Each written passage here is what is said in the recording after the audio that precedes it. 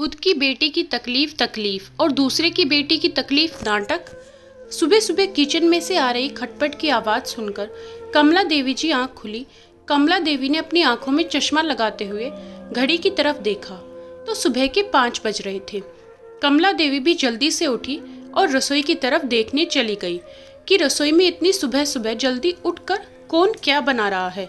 कमला देवी जैसी रसोई में पहुंची, उन्होंने देखा उनका बेटा मनोज चाय में डालने के लिए अदरक कूट रहा था। मनोज माँ को देखकर बोला, अरे माँ, आप लगता है मेरी अदरक कूटने की आवाज़ ने आपकी नींद खराब कर दी। आप भी इतनी जल्दी उठ गई। पर चलो कोई बात नहीं, मैं चाय बना रहा था, अब आप उठ गए हो तो एक कप चाय आप भी पी लो। अपने बेटे के हाथों की बनी हुई चाय पीकर बताइए कैसी बनी। कमला देवी थोड़ा चिढ़ते हुए बोली, अरे बेटा, कल रात को ही तो तू 15 दिन के टूर के बाद घर पर वापस आया है और आते ही थोड़ी देर आराम किया और अब सुबह जल्दी उठकर रसोई में घुस गया अपने लिए खुद ही चाय बनाने के लिए। अरे बहू को बोल देता, वह बना देती तेरे लिए चाय, तुझे बनाने की क्या ज़रूरत थी। मनोज चाय को कप में डालते हुए बोला, अरे माँ, रश्मि के कमर में हल्का दर्द। मनोज चाय को कप में डालते हुए बोला, अरे माँ, रश्मि सो रही है, रात को उसकी कमर में हल्का हल्का दर्द हो रहा था, उसकी वजह से वह ठीक से सो नहीं पाई। अभी थोड़ी देर पहले ही उसकी आंख लगी है, उसको आराम करने दो। अभी वैसे भी प्रेगनेंसी में एक औरत का आराम करना बहुत ज़रूरी है। मनोज चाय के कप को माँ को देते हुए बोला, माँ, आपसे मुझे एक बात और करनी थी। आपने घर में मेरे बोलने के बाद भी अभी तक काम वाली बाई को नहीं लगाया है। रश्मि से अब इस हालत में कोई काम नहीं होता है। माँ, आप कल से ही काम वाली बाई को घर के कामों के लिए लगा देना। मैं चाहता हूँ रश्मि अब पूरा आराम करे, उसकी प्रेगनेंसी में कोई प्रॉब्लम नहीं हो। वैसे भी वह आए दिन कुछ ना कुछ शरीर के अंग दुखने की शिकायत करती रहती है। कमला देवी ने चाय की चुस्कियाँ लेनी बंद करी और अपने बेटे से बोली, अरे बेटा, यह आजकल की लड़कियां भी ना लगता है कांच की गुड़िया के जैसे बनी हुई हैं। इनको तो कोई थोड़ा सा भी हल्का फुल्का काम भी करने के लिए कह दो तो इनके कभी कमर, कभी पैर, कभी हाथ दुखने लगते हैं। और फिर यह जब प्रेग्नेंट हो जाती हैं तो पूछो ही मत, पूरे घर वालों को अपने इशारों पर नचाना चालू कर देती हैं। अरे क्या हम औरतें नहीं थी? क्या हमारे बच्चे नहीं हुए थे? क्या? अरे पूरा घर का काम पूरे 9 महीनों तक बिना किसी शिकायत के करते रहते थे, कभी कुछ नहीं हुआ। और देखो अभी भी वैसे के वैसे हैं, कुछ नहीं हुआ मुझको। तो लगता है यह आजकल की लड़कियां कामचोर हैं। जोर आता है इनको काम करने में, काम से बचने के बहाने बना लेती हैं, बस और कुछ नहीं। मनोज बोला, अरे माँ, ऐसा कुछ नहीं है। भला कौन लड़की तकलीफ में रहकर बिस्तर पर आराम करना चाहेगी? सब अपनी जिम्मेदारियां निभाना चाहते हैं, पर कभी कभी कुछ प्रॉब्लम हो जाती है, नहीं हो पाता कुछ काम। तो इसका मतलब यह नहीं कि वह काम से बचने का नाटक कर रही है। आप कुछ ज़्यादा ही सोचती हो माँ, ऐसा कुछ नहीं है। ऐसा बोलकर मनोज पेपर पढ़ने के लिए बाहर बरामदे में चला गया। इस बात के कुछ दिन बाद एक दिन जब मनोज घर पर लौटा तो कमला देवी खुश होते हुए बोली, अरे बेटा सुन, एक बहुत बड़ी खुशखबरी है और है तेरे लिए।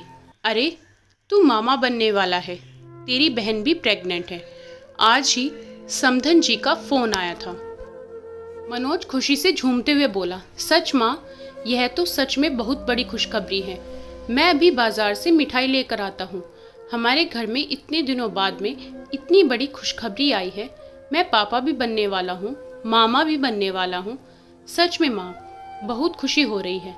कमला जी का घर आंगन खुशी से चहक उठा था। एक दिन शाम को कमला जी उदास होकर घर के आंगन में बैठी हुई थी। रश्मि रसोई में रखे हुए खूब सारे बर्तनों को साफ करती हुई बीच बीच में अपनी कमर को पकड़ रही थी। उसके चेहरे पर हल्का हल्का दर्द साफ दिख रहा था। जैसे ही मनोज ऑफिस से लौटा, कमला जी ने उसको आते अपने पास बिठा लिया और बोली, मनोज, सुन बेटा, कल तू जाकर तेरी बहन को यहाँ ले आ। बेटा, अभी उसका प्रेगनेंसी का शुरू का टाइम है, तो उसको कुछ थोड़ी तकलीफ होती है। वह बेचारी सुबह चक्कर के कारण बिस्तर से भी नहीं उठ पाती है। आज फ़ोन आया था उसका, बहुत उदास लग रही थी। उसकी सास बहुत तेज़ है, पता है ना तुझे। जब वह घर के कामों में अपनी तकलीफ़ के कारण हाथ नहीं बटा पाती है, तो सास उसकी तकलीफ़ को उसका नाटक बताकर उसको 10 बातें सुना देती है कि वह काम से जी चुरा रही है। तेरी बहन इस वक्त तकलीफ़ में है बेटा, उसको वहाँ पर कोई नहीं समझ रहा है। अरे तुझको तो पता है तेरी बहन काम से जी चुराने वाली है ही नहीं, पर अब जब उसका शरीर ही साथ नहीं दे रहा तो वह क्या करे। अरे भला तकलीफ़ में रहकर किससे काम होता है। तू अपने यहाँ ले आ, मैं पूरा ध्यान रखूँगी। उसको इतना सा पत्ता भी नहीं हिलाने दूंगी, उसको पूरा आराम करने दूंगी। अरे आखिर एक औरत प्रेगनेंसी में कितनी तकलीफ़ उठाती है, उसके ससुराल वालों को इतना भी नहीं पता कि अपनी बहू से आराम कराए। इस वक्त तो कम से कम उससे। मनोज बोला, कह तो सही रही हो माँ आप, प्रेगनेंसी में एक औरत को आराम की बहुत ज़रूरत होती है, पर यह औरत जब एक बेटी के रूप में होती है तब उसकी तकलीफ़ सबको तकलीफ़ लगती है। एक बहू के रूप में तो उसकी तकलीफ़ सबको नाटक ही नज़र आती है। जैसा आपको भी अपनी बहू रश्मि की तकलीफ़ कम और नाटक ज़्यादा नज़र आती है। रश्मि और मेरे लाख कहने पर भी कि रश्मि की कमर हल्के हल्के दर्द से सारे दिन दुखती रहती है, फिर भी आपने इस तकलीफ़ को कभी उसकी तकलीफ़ समझा ही नहीं। और देखो अभी भी वह आपकी आंखों के सामने अपने चेहरे पर दर्द लिए हुए कितनी देर से खड़ी रहकर रसोई में जमा गंदे बर्तनों को साफ कर रही है, पर आपके मन में उसके लिए कोई भी ऐसा भाव नहीं है जो उसके दर्द को महसूस कर सके। दूर बैठी बेटी की तकलीफ आपको उसकी बातों में ही नजर आ गई, पर सामने रह रही बहू की तकलीफ आपको नाटक लग रही है। आखिर यही तो समाज की कड़वी सच्चाई है। अगर सास बहू का दर्द समझ ले तो कोई भी बेटी अपनी माँ से यह नहीं कहेगी कि वह तकलीफ में है, क्योंकि उसकी तकलीफ को ससुराल में समझने के लिए दूसरी माँ जो मिल जाएगी, पर यह दूसरी माँ शायद एक बहू के हिस्से में कभी नहीं आती है। बस खुद की बेटी की तकलीफ और दूसरे की बेटी की तकलीफ नाटक। जब तक सबको नजर आएगी कमला देवी एक कड़वे सच से अनजान आज अपनी नज़रों में अपने आप को गिरा हुआ महसूस कर रही थी। सच ही तो कह रहा था उनका बेटा, आखिर उनकी बहू भी तो उसी दर्द और तकलीफ से गुजर रही थी जिससे उनकी बेटी गुजर रही थी, पर बेटी का दर्द उनको मिनटों में नजर आ गया और बहू का दर्द सामने होते हुए भी एक नाटक बन गया। कमला देवी जल्दी से रसोई में गई और बर्तन साफ कर रही रश्मि से बोली, रश्मि बेटा मुझे माफ़ दे, तेरी तकलीफ़ को नाटक बताती रही।